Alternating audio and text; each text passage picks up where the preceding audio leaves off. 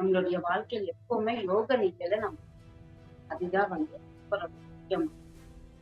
First வந்து பாத்தீங்கன்னா அட்ட யோகம்.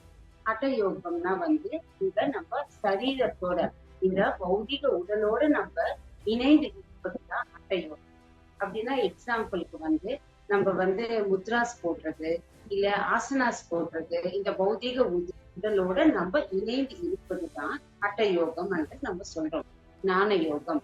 ஞான யோகம்னா நம்ம தியானத்துல நமக்கு வந்து நிறைய ஆற்றல் மூலமா நமக்கு ஞானம் கத்துது. அதுக்கப்புறமா சுவாத்தியாயம். நிறைய மகான்களுடைய புக்ஸ் படிக்கும் போது நமக்கு அந்த பிரம்ம ஞானம், ஆன்ம ஞானம் வந்தது நமக்கு ராஜயோகம்.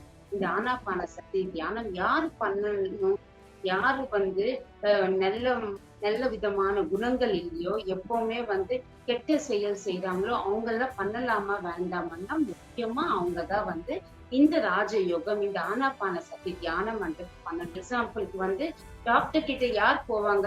ஒரு பேஷண்ட்ஸ் உடல் ஆரோக்கியம் சரியில்லாத மனிதர்கள் வந்து டாக்டர் கிட்ட போவாங்க. அதுவே வந்து உடல் ஆரோக்கியமா இருந்தா ஏன் டாக்டர் கிட்ட போவாங்க? அதே மாதிரி யாரு வந்து அவங்களுடைய குணங்கள் சரியில்லையோ, அவங்களுடைய பிஹேவியர் சரியில்லையோ, அவங்களுக்கு கண்டிப்பா இந்த ராஜயோகம்ன்றது ரொம்ப ரொம்ப முக்கியம். இங்க நம்ம எப்ப தியானம் பண்றோமோ, நம்மளுடைய ஆன்மா நமக்கு கைட் பண்ணிட்டே இருக்கும்.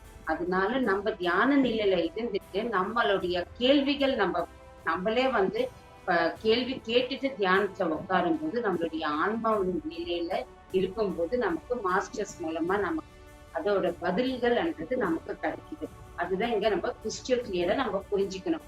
எங்கேயுமே வந்து நமக்கு இன்னும் அந்த ஆன்சர்ஸ் கிடைக்கலன்னா இன்னும் நம்ம நிறைய சாதனை பண்ணணும், நிறைய எனர்ஜின்றது நம்ம ரிசீவ் பண்ணணும். சோ இந்த தியான சாதனை பண்ண பண்ண பியூரா நம்ம இருக்கும்போது அங்க நிர்விகல்ப சமாதி நிலைக்கு போவோம். அங்கதான் பிரம்ம ஞானம்ன்றது முழுமையா நமக்கு வந்து உள்ளுக்குள்ள வாங்க முடியும்.